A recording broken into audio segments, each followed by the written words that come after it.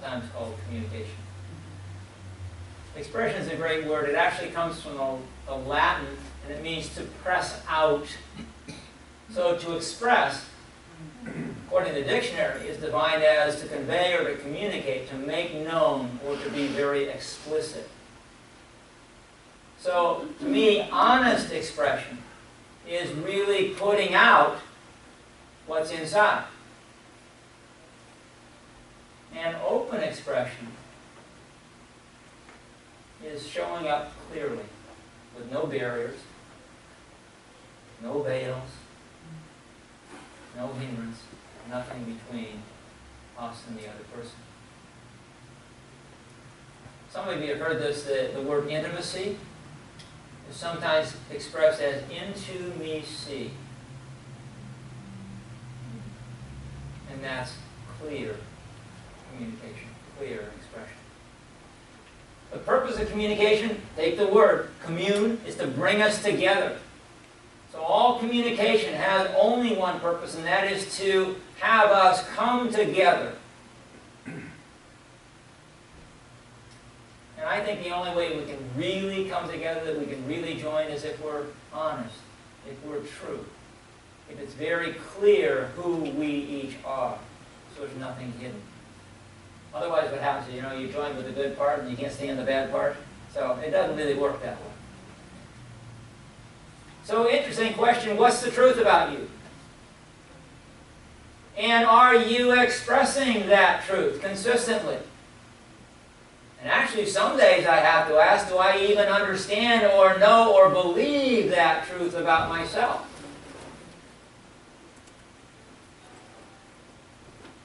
And then I got to look at communication, because what's the most effective form of communication? I asked Betty Lou about this, and yes, there are a lot of things that get through in communication, but I always go back to my favorite old saying, what you do speaks so loudly I cannot hear what you say. So if you want to know who you currently think you are, then look at how you act, and look at how you treat yourself. Listen to how you talk to yourself in your mind. It's always amazing to me how many people in our world believe that we have to either become somebody absolutely totally different than who we are in order to be on purpose, or that we're just really a limited human being and that's all there is to it. So it's a fine line. I believe that we neither need to be satisfied nor try to be different. But our job is really to discover who it is we are and work to more accurately, clearly, openly share that. There's an old story that I like a lot, and I'm going to share it with you. It's the story called Acres of Diamonds. And I don't know, some of you have probably heard this, but it bears repeating. And I'll read a little bit and I'll skip a little bit here. But there once lived, near the river Indus, an ancient Persian by the name of Al-Hafed. Now it's said that Al-Hafed owned a very large farm with orchards, grains, fields, and gardens. He was a contented and wealthy man. Contented because he was wealthy, and wealthy because he was contented. I like the little subtleties in the story. Now one day a priest came by, and they were talking about all kinds of things, but the priest told Al-Hafed about diamonds and how much they were worth. And that night, the story goes on, Al-Hafed went to his bed that night a poor man. Not that he had lost anything, but poor because he was discontented. And discontented because he thought he was poor. And he said, I want a diamond mine. So the next morning he went out and he found the priest. And he said, where do I find diamonds? And the priest said, well, if you find a river that runs over white sand between high mountains, in those sands you will always see diamonds. So Al-Hafed quickly sold his farm, everything he owned, he went off in search of the diamonds. Well, needless to say, he spent the rest of his life looking for diamonds, never finding them, and died someplace out in the wilderness. In the meantime, the guy who had bought Al-Hafed's farm was out irrigating one day and saw these shiny little pebbles in the stream. Now, this is a true story because that farm is actually what are called now the mines of Golconda. Is that what it is? Golconda, which is the greatest diamond mine that we've ever had in this world. Wow. True story. And by the way, the same story, exactly the same story, different location, is told about gold mine in California, Sutter's Mill. Same story. About a coal mine in Pennsylvania, about a silver mine in Massachusetts, about oil fields in Canada. Exactly the same story. All true stories of people who had everything they wanted, who gave it up in search of what was already there. Wow. That's the story of a lot of people's spiritual path. We go away from what we already have and are in search of something else. Now here's the tricky part. The moral of the story is really clear, it's all within and all of that. But the piece we forget is it takes a little bit of work. See, I believe that religion, and I'm talking now about churchy religion and all that kind of stuff, not spirituality per se, but religion is made up of both beliefs and actions. That every religion has their own set of beliefs, and they have what we sometimes call rituals, or rites, or services, which are designed to help us remember those beliefs.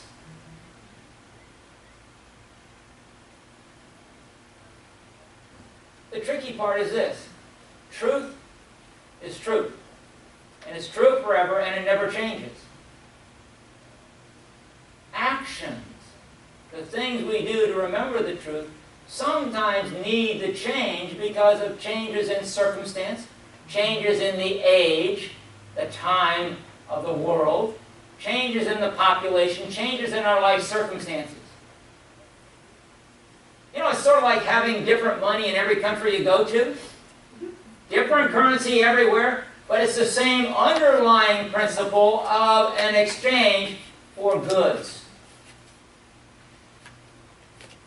So we need to not get so hung up on the currency as to remember the principle underneath it.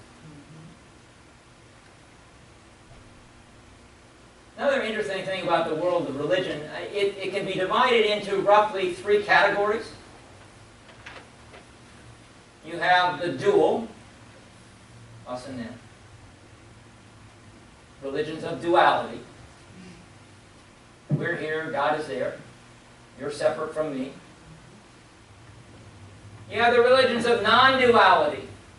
There is only one. And then you have what I'm going to call today the religions of qualified duality. In a positive sense, that's sort of like light. It's either a particle or a wave, depending on the circumstances. You guys know that, right? Light's sometimes a particle, sometimes a wave. And of course, in the less charitable sense, we're one when it serves me and we're not when it doesn't. See, no matter how you look at it, each of these viewpoints, duality, unity, or qualified duality, they serve the people who believe in them. They serve the time or the circumstance where they come up. They're neither right nor wrong. Unity, by the way, is a hybrid. Even though our name unity is oneness, even though we believe and we profess oneness, you guys still know that we seem to have bodies that are separate from each other. And most of us at one time or another have prayed to a God out there, hoping that He would take care of stuff that we can't handle. So we're still in that realm of qualified non-duality. You know, Charles Fillmore, when he founded Unity, he actually founded Unity as an educational institution. He didn't set out to found a church. He wanted a place where people could all come together, share lots of ideas, and everybody could figure out what was true for them.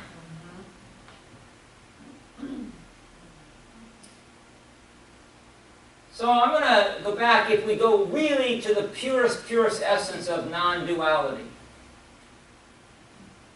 In pure non-duality, you never even see or think in terms of duality. See, the idea of oneness, only has meaning to the extent that we have an experience of two-ness. You know, we are seeking oneness because we're tired of this world of duality. So the best we can come to is what I'm going to call practical non-duality, which basically says, okay, I notice that I have separate thoughts. I notice that my interests are a little different than yours. Maybe we'll get together here. But as soon as I notice that separation, I immediately, or as quickly as I can, change my mind. To me, that's what the world is all about. It's about having an ideal, whatever your ideal might be, using your feedback from the world to help wake you up to make choices to make your ideal your reality. That's where we're headed.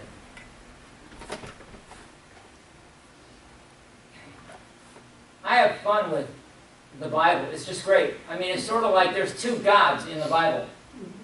There's the Old Testament God and there's the New Testament God. You know, which one is true? Which is the true expression of God? See, in the Old Testament, God was impersonal, sometimes threatening, a little scary, okay? And punishing if you screwed up. In the New Testament, God is very personal and very loving and very forgiving. And both are true. You know, like children, I like to use children because they're really simple examples, but it's really us. Sometimes children will respond to encouragement, to love, to praise. And sometimes we just need a swift kick in the behind to get us going. You can have even the ideal parent, and not all of you had ideal parents. I came pretty close. But even the ideal parent will treat the same child differently in different circumstances. But it's still the same parent.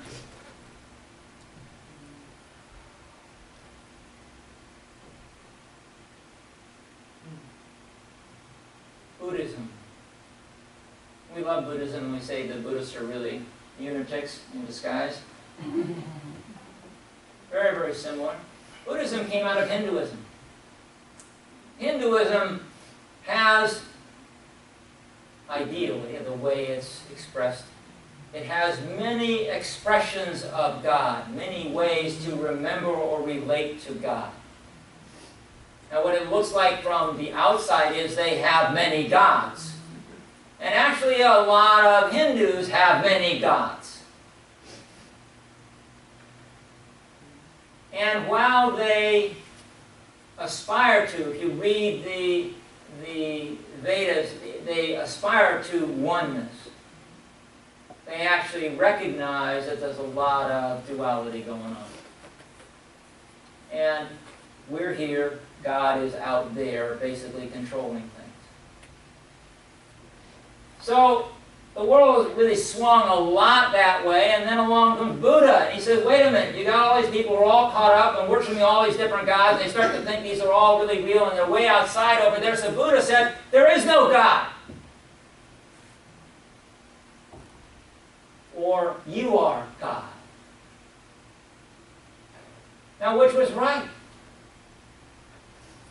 See, neither was right From time to time, what happens is we have spiritual teachers, guides, leaders who come into the world to say, let's see where we've gone way off balance, let's just kind of counterbalance that. So we're not to say one is good, one is bad. They're right for the time, they're right for the age, they're right for what we need at this moment in time for our own beliefs. See, the problem with us is that we tend to get fixated on the personage, on the messenger, and we miss the message. We tend to fixate ourselves on the rituals, and we miss the truth. All of the spiritual teachers in all the ages have all come with the same message. It's just they've been talking to a different audience. They talk in the language that the audience will understand. I said it before, but for me, somehow, what's true is true. Now, what I believe is temporary, okay? What I believe is only what I believe right now until I know more. In the Bible, there's a great story in there. 1 Corinthians 13. Read at half of the weddings in the whole wide world, I'm sure. But the latter part of 1 Corinthians 13 explains this very clearly. He says, for now we know in part, and we prophesy in part. But when that which is perfect is come, then that which is in part shall be done away. When I was a child, I spoke like a child. I understood like a child. I thought like a child. But when I became a man, I put away childish things. For now we see through a glass darkly, but then face to face. Now I know in part, but then shall I know completely, even as also I am known. And to me, by the way, in Robert's commentary on the Bible, that can mean two things.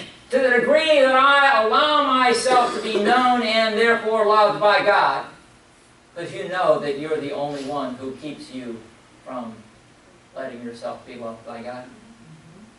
When I let myself be totally loved, all is known. And also when I come to totally know and love myself, everything is known. See, each of us is a different piece in this God puzzle. And each of us expresses our own piece in our own unique way. That's a good thing. The problem is, I don't believe many of us have a clue what our piece is, what it really looks like. We're working on it. We're not working on becoming the piece, we're working on accepting the piece that we are, and being willing to express the piece that we are. And to the degree that we give ourselves moments, just moments, in selected circumstances of honest, open expression, we have an experience of who we are. And we can choose to express that more. One of the advantages of coming together here, unity, one of the beliefs that we have is that we are loving the world. When we come here together on a Sunday morning or on a Monday afternoon or on a Thursday evening or whenever we get together, we have an opportunity to actually experience what it means to be loving the world for others around us and for ourselves. So, my recommendation is that we use these opportunities to pay attention, to allow ourselves a chance to share, even just a little, openly and honestly, so that we can see and know more about who we are and then more honestly and openly express our piece of this God puzzle. So thank you guys.